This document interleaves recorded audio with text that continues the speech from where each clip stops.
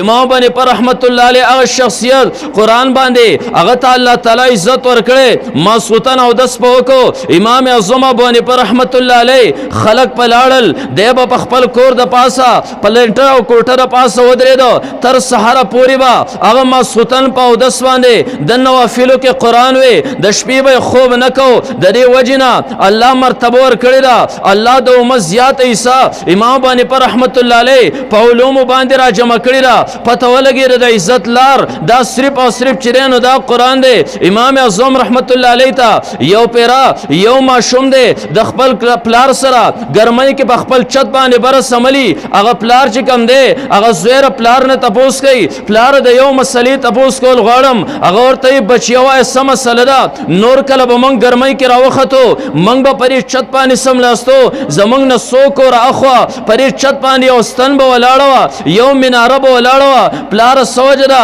نن هغه مناره نشته غورځېدلې ده د پلار په سترګو کې اوښې رالې پلار غلیب ونیو بچی دې تپوس کې پلاره ما خو غلطه خبره نه ده کړې نور کله به موږ په خړه کې او په شپې کې په هغې کور د پاسه یو مناره لیده نن سوجه ده چې هغه مناره په نظر نه راځي هغه پلار ورته جړا جړا کې وایي بچی هغه مناره نه وه هغه زموږ ګاونډي امام باندې پر رحمت الله علیه ماسوتن به خلکو د شول د شپې به خلکو شوګیري کوله امام باندې پر رحمت الله علیه د خپل کور په چت باندې ولاړو هغه قرآن به تهجد کې تر دې پورې سحر به مؤذن اذان وکړو امام باندې پر رحمت الله علیه د ماسوتن په اودس باندې د سحر منځ وکړو پته ولګېده ایمو اربعول چې الله مقام ورکړی صرف او صرف په دې وجه باندې ورکړی چې د قرآن دپاره زندګي وقف کړې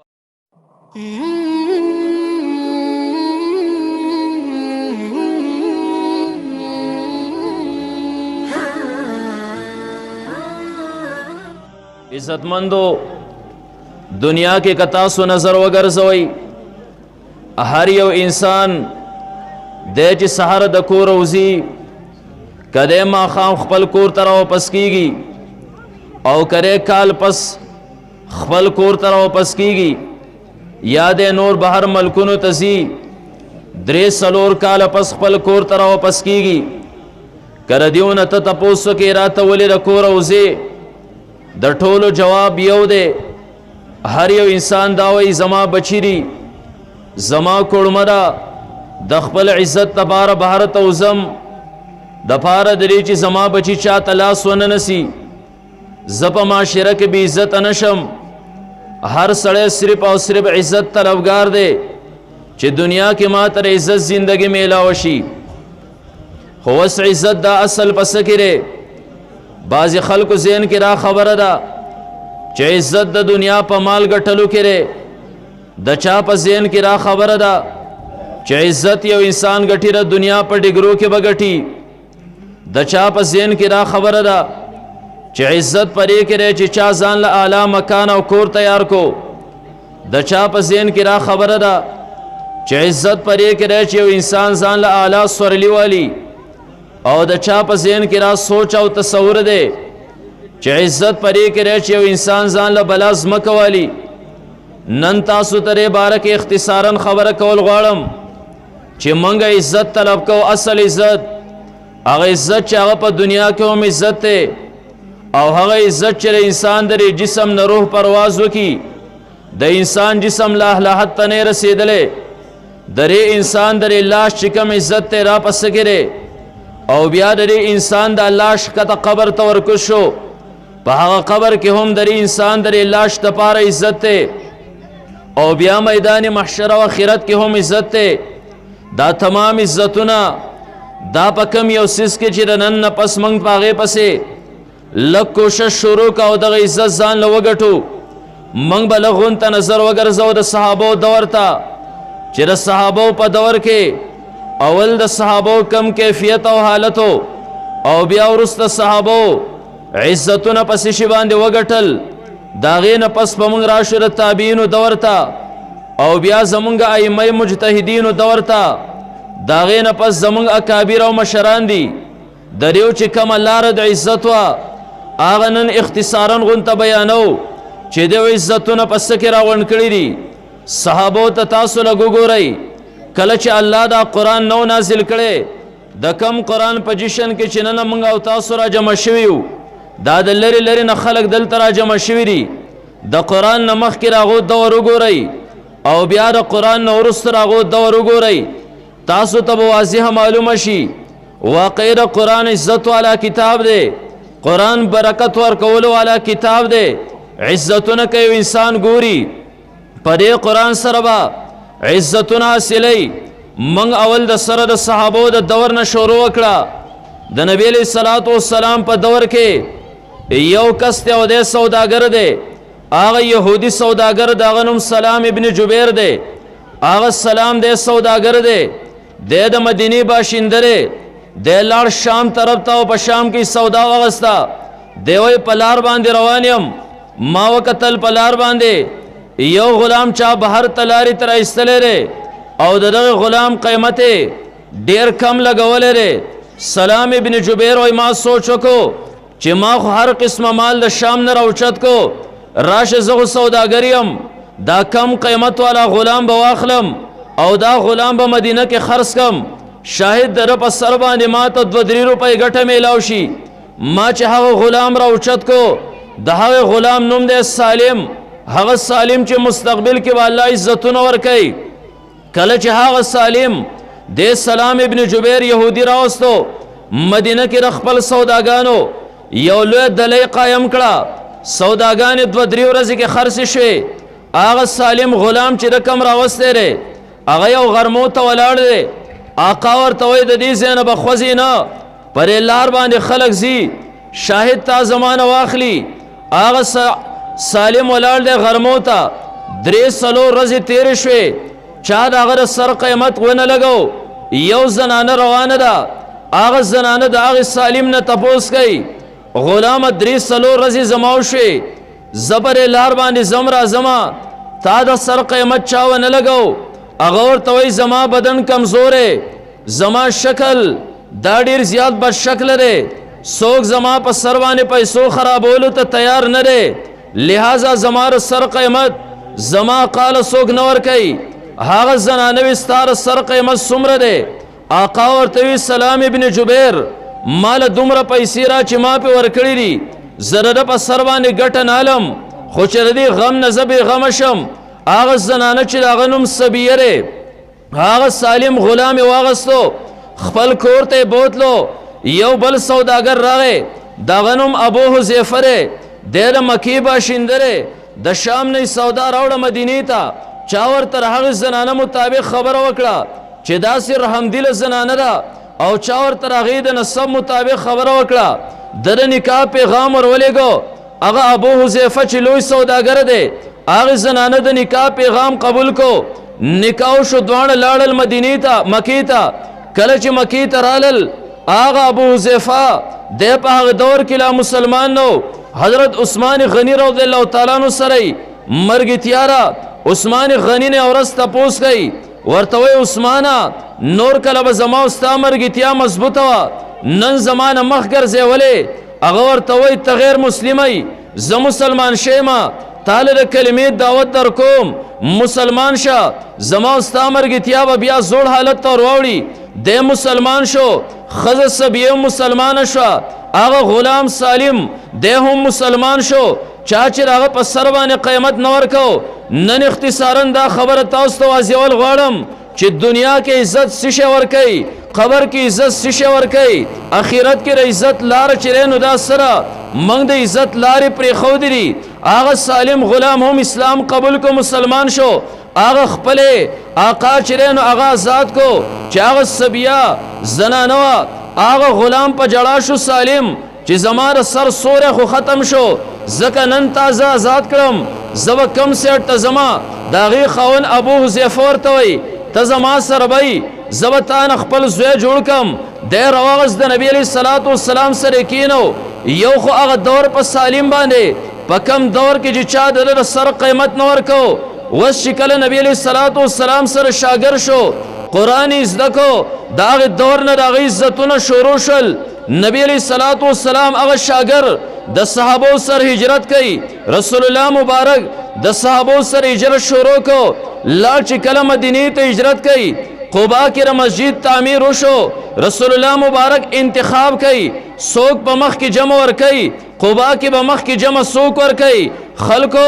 انتخاب د یو بهترین قاری وکړو چې د نبی علیه الصلاۃ والسلام هغه شاګرد دغه نوم سالم دی هغه سالم چې مخکې غلام دی امام بخاری رحمت الله علیه ثابت باب قائمي د هغې د لاندې نه لیکي قبا کې به امامتي دغه سالم ورکوله او شاته مقتدیانو کې په حضرت سالم رضی الله تعالی عنہ پسې چې کم خلق په ودرېدل په هغې کې یو امیر المؤمنین حضرت عمر فاروق رضی الله تعالی عنہ بطور مختلف شاته سالم پسې ولاړو نن موږ ته پته ولګېده مسلمان دنیا کې عزت نشته ډګرانو کې عزت نشته صحابو کې عزت حاصل کړی د قرآن په وجه باندې حاصل کړی تاسو وګورئ نبی علیه الصلاۃ والسلام خلفای راشدینو ته وګورئ عمر فاروق رضی الله تعالی عنہ نه تپوس شوی دی د حضرت ابو بکر صدیق نه تپوس شوی د عثمان غنی نه تپوس شوی دی د حضرت علی رضی الله تعالی عنہ مجمعین د ټولو نه تپوسونه شوی دی د ټولو جواب یو دی موږ ته که عزت میلاو دی په هغه آسماني کتاب باندې میلاو دی کم چې په نبی علیه الصلاۃ والسلام باندې الله د اسمان نه نازل کړی عمر فاروق رضی الله تعالی عنہ د خپلو ملګرو سره په سفر باندې روان دی یو وادي او تنګي ته ورورسېد یو خټ ته ورورسېده امیر المؤمنین د خپل سورلۍ نه راکوز شو لاندې هغه خټ او تنګي ته ګوري جاړي ملګرو ورته امیر المؤمنین ولې ما تر وړوکوال یو خبر را یاد شوه هغه دور چې قرآن موږ په سینه پورې نه ونیولی هغه دور کې او موږ دې تنګي ته او دی غر ته منګه او خان راوستل زما نور مرګري د کلی هغو له د اوښانو سرولو طریقه ورتله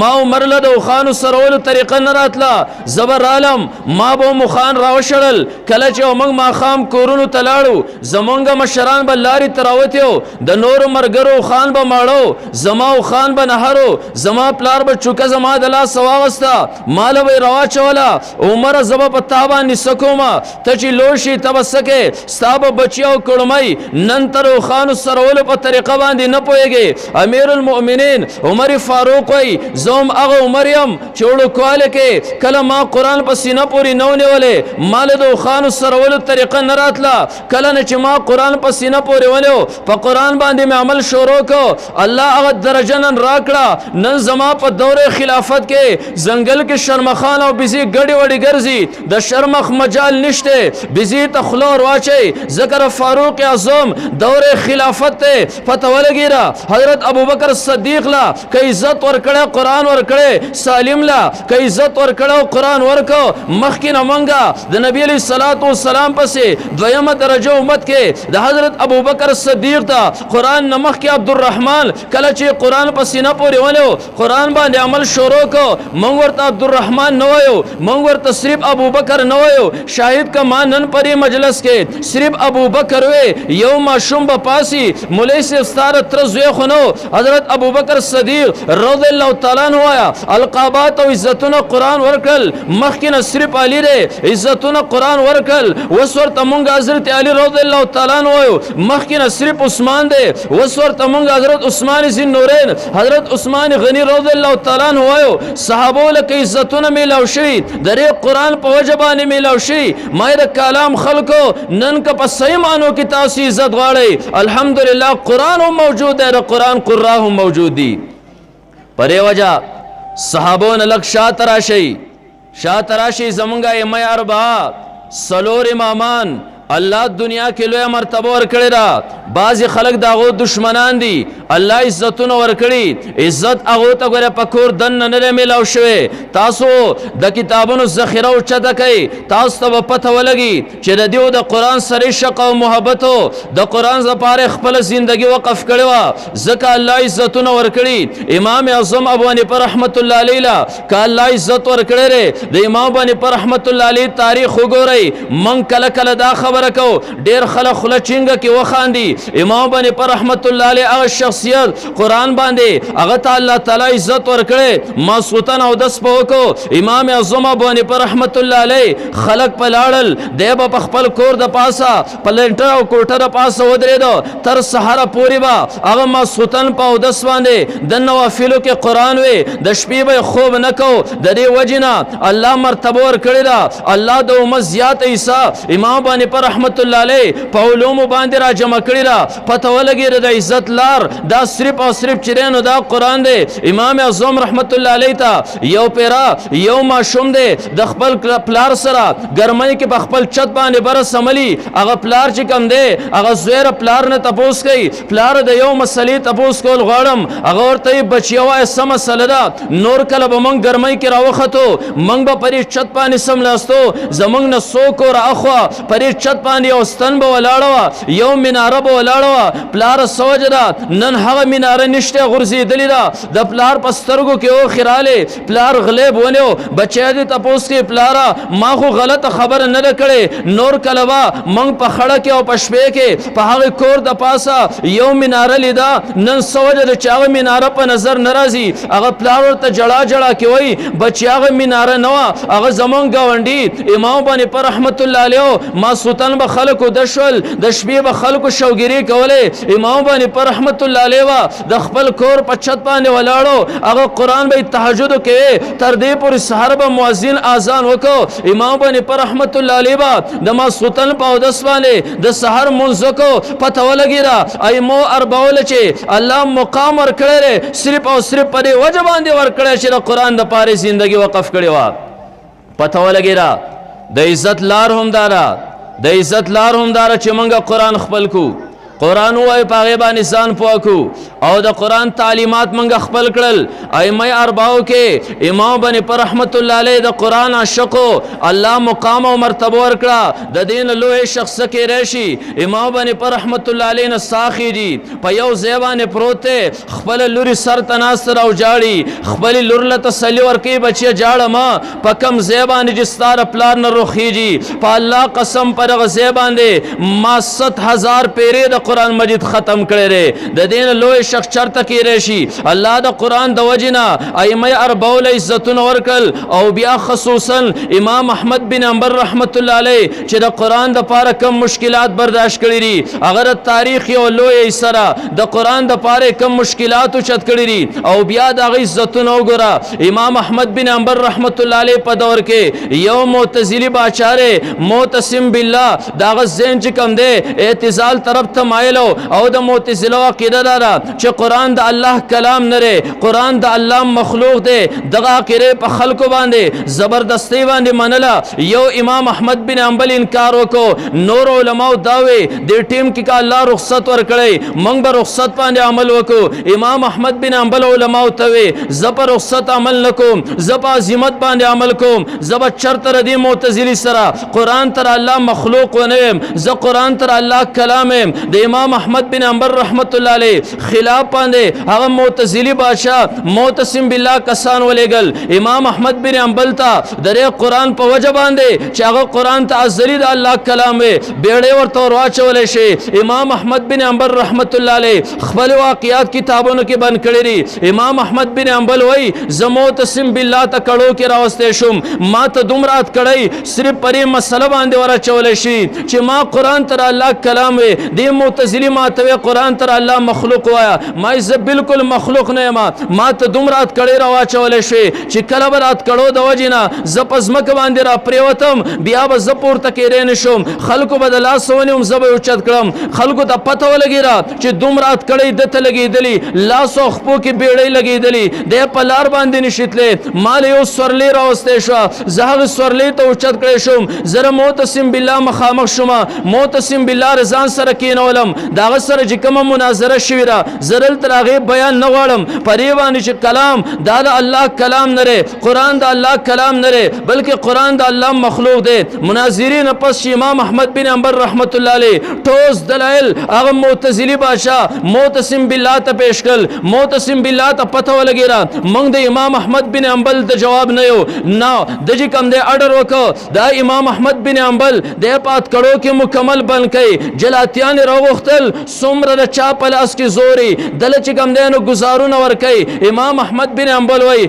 ما ته دومره سخت ګزارونه میلاو شو په الله قسم کوي او هتیلا او ګزارونه ورکړی شو اتی به هغه زور نو برداشت کړي هغه درب نو برداشت کړي امام احمد بن حنبل سره شاګردان چاپیر لري د چا الله سره نو دان رسی جلات توي جلاتا زور ولګوا یو جلاس تړه کیږي صرف په دی وجه باندې چې امام احمد بن حنبل قران تر الله مخلوق نه وي بلکې قران تر الله کلام وي مشقتونه برداشت کړ ان شاء الله عزتونه ویني چې الله بیا عزتونه څنګه ور کوي امام احمد بن حنبل وي گزار به ما تر راکړې شو ما به اولنی گزار سره بسم الله دویم گزار به راکړې شو ما به الحمدلله دریم گزار راکړې شو ما به بانګ دوهل په زور سره وي چې قران د الله کلام دی قران د الله مخلوق نه دی د سلورم گزار چې راکړې شو ما به لیصيبنا الا ما كتب الله لنا مونږ ته او مصیبت را رسی کم چې الله زمونږ د پاره لیکل لري امام احمد بن حنبل رحمت الله علیه وای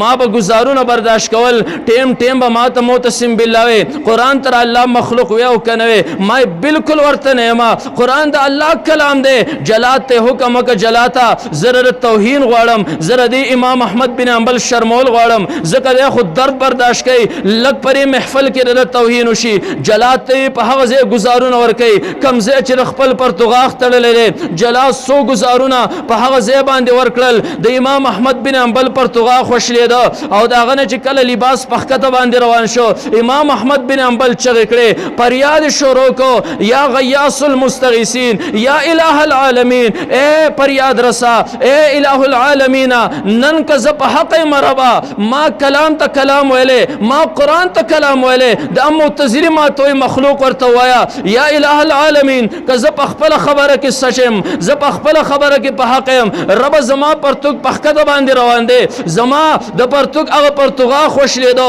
دیو زما توهین کول غواړي رب ما مبه پردې کوا اسمان طرف ته مخکو پرتګ بدن پورې خود به خود چې کم دین ون خل شاګردانو خکته اسمه طرف ته قتل شروع کړل زمونږ د استاد عزتي زمونږ د سترګو د وړاندې ونشي شاګردان هم چغې کړې امام احمد بن حنبل رحمت الله علیه گزارو نو خړل او کله چې امام احمد بن حنبل د بیرون اخلاص شو تاسو تاریخ وګوره تاریخ گواره د قران د پاره څومره مشقتونه ائمه اربعو خصوصا امام احمد بن حنبل برداشت کړی دي الله عزتونه پاغي باندې بیا ورکړل یو جراح شاګردانو راوستو شاګردان وای منګ امام احمد بن حنبل د چې کړه دغه معتصم بالله د دربار نو وستو زکه غوي چې د اوس چټی ره منګ بوتل 15 رمضان دی منګ ستوان وغیرہ پیش کړ منګ استادجی لګ خپل روزه خو ماته کنه ذکر بدن دوم روینه تلیدا وی روزه بالکل نه ماتوم په هغه حالت کې امام احمد بن حنبل روزه ونیوا ماسپخین د مستیم راغه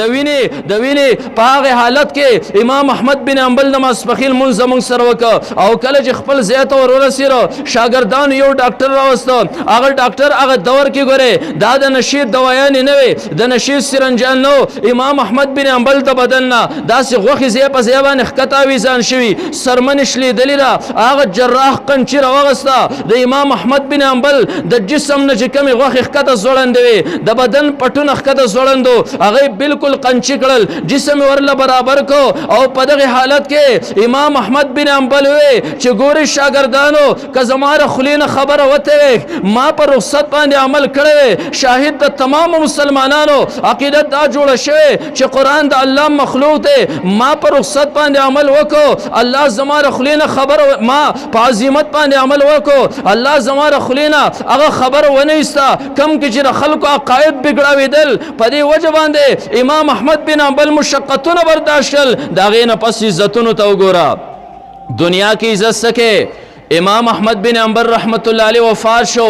کله چې وفات شو خلکو د جنازې د ځای نه اندازه ولګوله چې امام احمد بن حنبل رحمت الله علیه جنازه باندې څومره کسان ولاړ دي. خلکو د هغه ځای اندازه ولګوله، صفونه چې دا څومره صفونه و، دې صف کې د دې سر نه هغه سر ته څومره راځي. بعضې کتابونو لیکلي چې اندازه لګولې ده چې 13 لاک کسان د امام احمد بن حنبل په جنازه ولاړو، چاوي 17 لاک کسان د امام احمد بن حنبل په جنازه ولاړو، چاوي 25 لاک کسان دغه په جنازه باندې ولاړو. او کله چې امام احمد بن حنبل رحمت الله علیه جنازه وشو،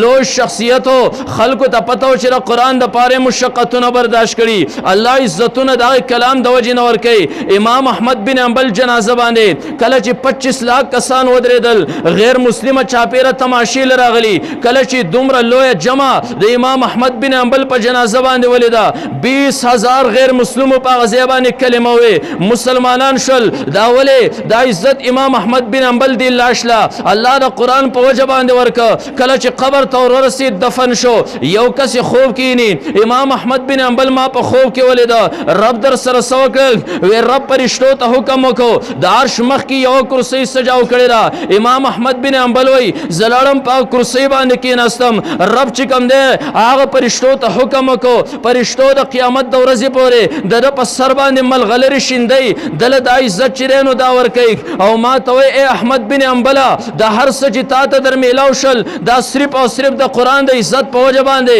چې تا زما کلام ته مخلوق نه وي، زما کلام ته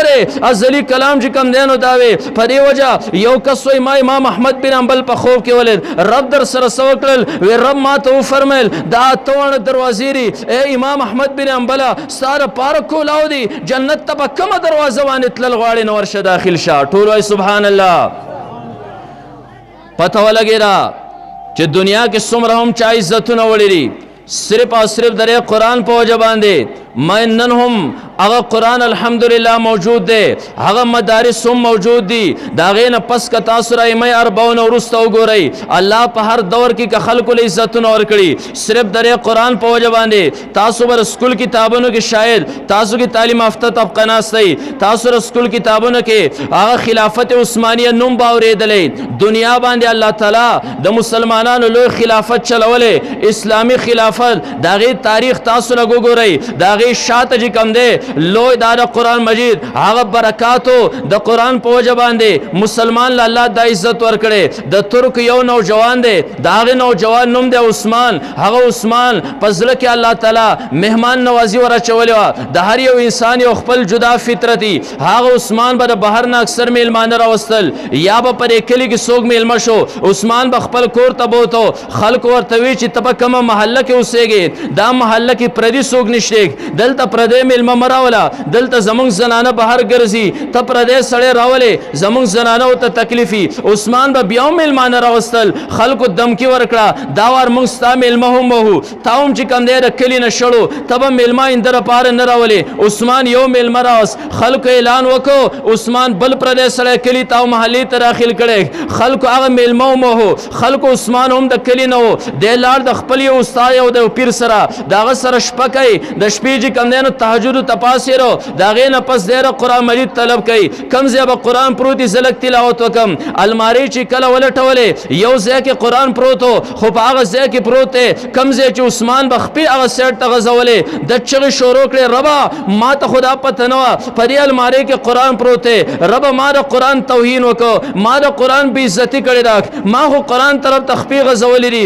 ربه دا ما قصدن نه ده کړې، دا ما قصدن نه ده کړې، ما ته که دا پته وی چې دې المارۍ سیټ ته قرآن پروت دی ما به خپې چرته هم نه وي غځولې. عثمان قرآن رواز په سر باندې کېښود جاړي. هلته د پیر ته نبي علیه الصلاة والسلام په خوب کې راغی، عثمان له دا زیری ورکا، عثمان ته هم بادشاه د دې قرآن د ادب او عزت د وجې نه، ستا اولاد هم بادشاه، عثمان د دې علاقې نه وځه، الله به عزتونه درکوي. کله چې پیر راغی بیټک او دیرې ته، عثمان قرآن په سر باندې ایښودی جاړي، ربه ما قرآن طرف ته خپې غځولې، ما د قرآن توهین کړی، ما د د قرآن به عزت کړی دا رب ما قصدن نه کړی. هغه پیر ورته وایي تعالی زما د طرفه بشارت او زیری. نبی علیہ الصلوۃ والسلام خوب کې راغلی داسې ارشاد فرمایلی عثمان د علاقې نه بهر شو. دی وایي زه چې ووتم مال 14-15 کسان ګوړه سوار مخې له رالل چې عثمانه موږ ټول ملګري یو موږ په زړه کې د عهد کړی دی چې موږ به روان یو د الله دین به خلکو ته خورو. موږ له یو مشر پکار دی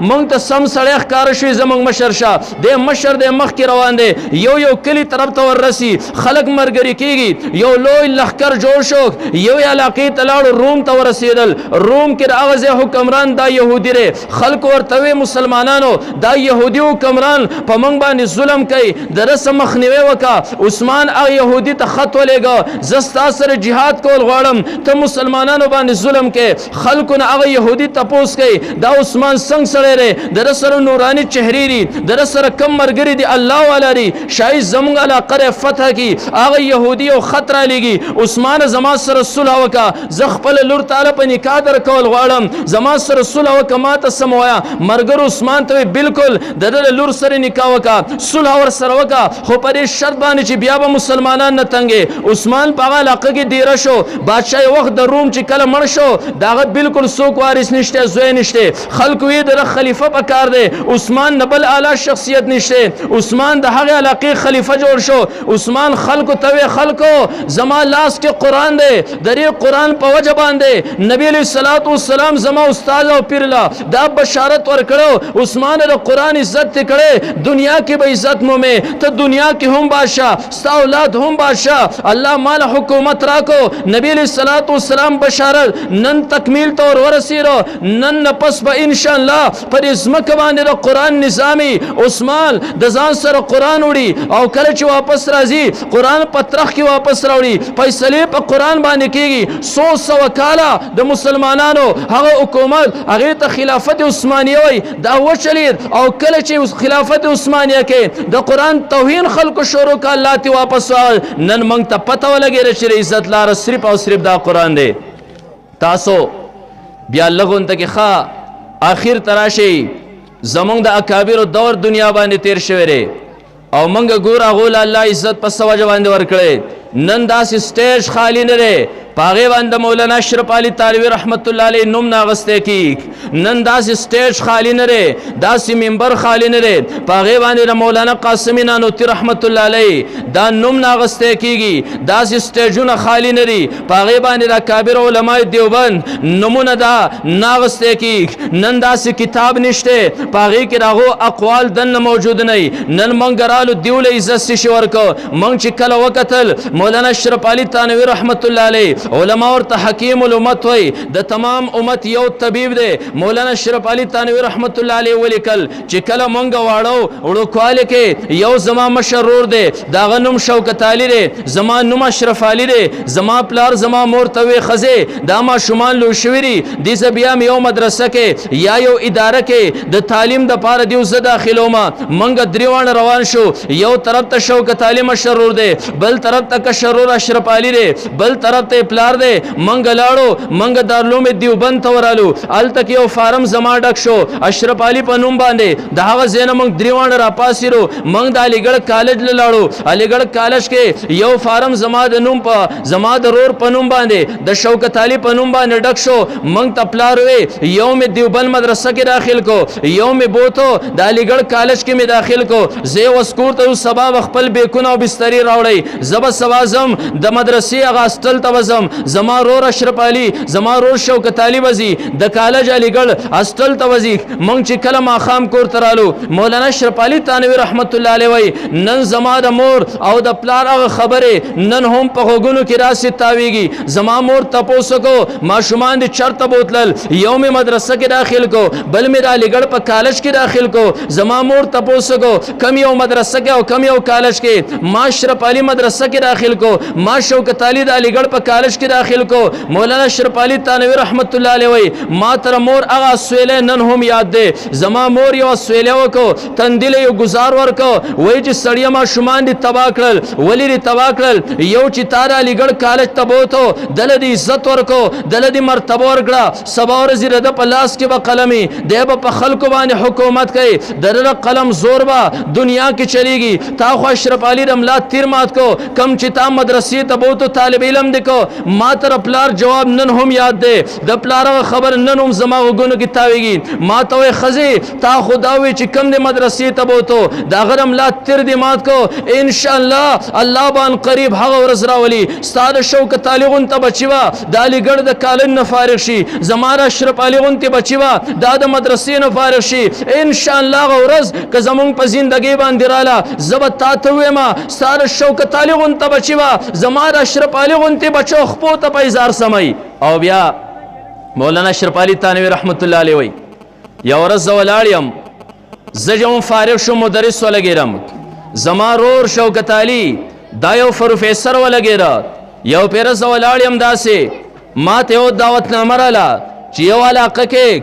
یو جلسه راغله جلسې ته ورته خطاب کې هغې کې ستا تقریر لازمي دی. ما ته زما رور وی چې اشرف علي کله چې ته ځې ما ځان سره بوځه ځکه زما چوټیانې دي. پروفیسر صاحب یې ځان سره بوتو. مولانا اشرف علي تانوي رحمت الله علیه وی موږ چې کله پنډال ته ور داخل شو سټیج نه اعلان وشو مولانا اشرف علي تانوي راغی لار خالی کوي لاره خلکو خالی کړه. زما رور هغه په ما پسې وروسته روان دی. ما ته پته نه وه ما خپل پیزار ځای کې ایستلی دي. زما مشر رور پروفیسر صاحب راغستی ترخ کې نیولې دي. کله چې زه رالم سټیج لا ما په سټیج باندې خپل بیان وکړو. بیان نه پس ما د سټیج سیکرټري ته ووی زما تحریر زما وپسیره اعلان وکړه چې ما ته لار خالی شي. اعلان وشو تانوي صاحب ته لاره خالی کوي. لاره خالی کړې شوه. رور شاته ورپسې دی. رور خو خلکو نه پېژانده دا پروفیسر صاحب دی. لاره بندېده واپسۍ کې. کله چې تانوي صاحب پیزار ځای ته ور ورسېد هلته پیزار نشته. مولانا اشرف علي تانوي رحمت الله علیه وایي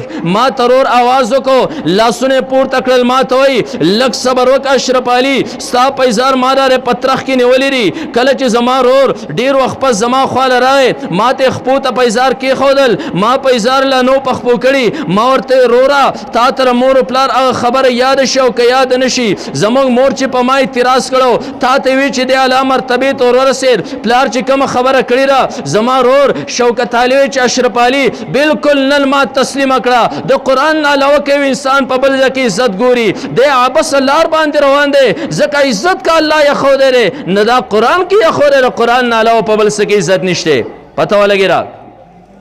چې الله کې عزتونه خلکو له ورکوي صرف او صرف پر هغه قرآن باندې ورکوي. نن مو خبرې زده کړه امام اسمعي رحمت الله علیه ته یو پیره هارون الرشید خپل دو بچی راوستل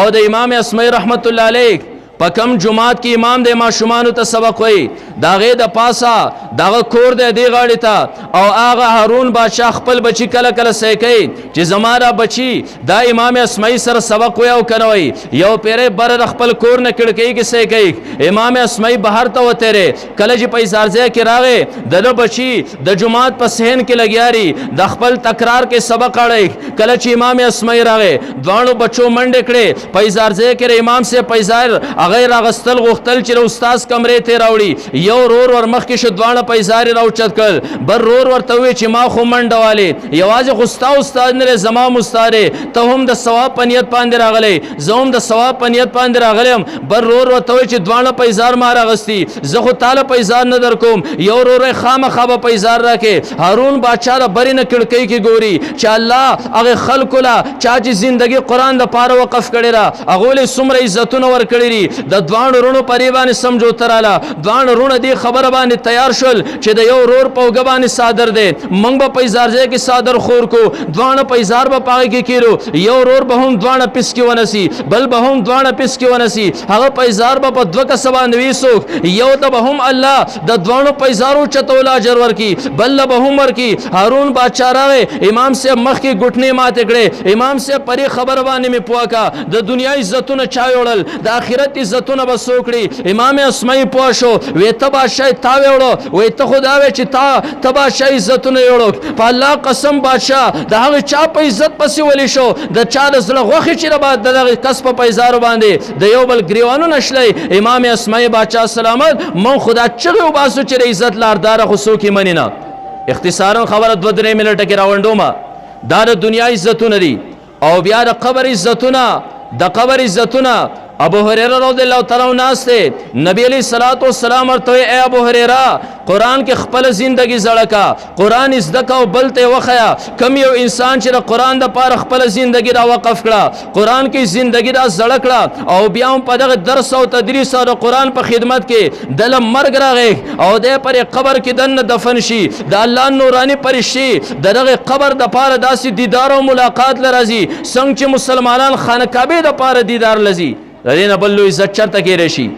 او بیا تاسو بداوي چې موږ په خپل بچو باندې سبق وې دا عزت خو هغه بچو ور موږ ته سمېلاو شل. زم تاسو عزتونه به ان شاء الله آخرت کې خو یو مختصر عزت دا ووري کله چې تاسو هر یو انسان ته مرګ راځي کل نفس ذائقه الموت کله چې په دې لوډ سپیکر باندې ستاره مرګ اعلان وشي تا خپل بچي مدرسې ته لګلې تا ته یو مفسر جوړ کړي تا ته محدث جوړ کړي تا ته قاری جوړ کړي تا ته حافظ جوړ کړي تا ته عالم جوړ کړي او کله ستاد مرګ په دې لوډ سپیکر باندې وشو ان شاء الله تبر خپل لاش عزتونه بیا په خپل سترګو نه نور خلق به اینی چې الله ستاره لاش له څومره عزتونه ورکي ان شاء الله ستا په کوڅه کې به د دې لوډ سپیکر د اعلان نه پس هم هغه خلک د چا په مخ باندې چې هغه د پیغمبر سنت او واجب ولاړي د چا په سر باندې چې هغه پګړی هغه نورانی پرشیر چار خپو د لاندې نه خپل وزر غړی ان شاء الله ستا کوڅه کې به ټول ناول هغه خلک چې ستاره بچي استادان دي هغه خلک پي چې دا ستاره بچي شاګردان دي ستاره بچي کلاس پیلو مرګري دي ان شاء الله تب عزت د خپل لاش وینه ستاره لاش شکلا د غسل د پاره دا په تخته باندې کې خو کېږي هم د هغه پاک لاسونو نه به اوړي راوړي ستاره په جسم باندې وبو راړي هم هغه پاک خلک په راړي ستاره لاش چې قبر د پاره قبرستان طرف ته منتقل کېږي هم هغه پاکو ګو باندې به منتقل کېږي ستانه مخ کې ورسته به ان شاء الله دغه طلبه رواني داغو سره د رحمت پرشتي نورانی به رواني ان شاء الله ستاله چې قبر تخته کوزيږي هغه به هم دغه پاک خلګي صاحب په جنازه باندې شاته کم صفونه ولاړي هغه به هم هغه خلګي چې د رحمت پرشتي قدمونو د لاندې نه وزر غړي ان شاء الله ستاله شکل خبر تخته کیږي صاحب په جسم باندې با خور هم دغه پاک خلق دراوړي کله چې ستاسو جسم درې پاکو خلقو د لاس نه وته ان شاء الله تا تر وسنه بشارت اے د حافظ پلارا تا تر وسنه زیره اے د عالم پلارا اے د مفسر او محدث پلارا دومره پاک خلق چې تا په لاسونو کې واړې راوړي د وسنه زیره تا ته چې الله قبر کې تعالی سزا نه درکړي او ان شاء الله د آخرت عزتونه بیا خو تاسو په ځای مال وغیرہ کې اوري علماء نه اوري بهر کیف ټیم ډیر زیات کم دي ورست زمانه علما با خصوصي بیانات کوي نن موږ علی سبیل الاختصار دومره خبره ذکر چې عزت یو انسان ځاله دنیا کې قبر کې آخرت کې غواړي هغه دغه قران دی نن الحمدلله قران موجود دی قران موجود دی مدارس موجود دي الله دې موږ په صحیح مانو کې قران شقان کی الله دې را دینی مدرسې همیشه لپاره قائم او دائم ساتي الله دې علماء د سر د سوره همیشه لپاره زمونږ په سرونو باندې قائم او دائم ساتي واخر دعوانا ان الحمدلله رب العالمین محترم اوریدونکو زموږ د چینل سبسکرایب کړئ او د غنټۍ د نشان سره هم دباو کړئ چې زموږ د نوي بیانونو اطلاع تاسو ته درکړي.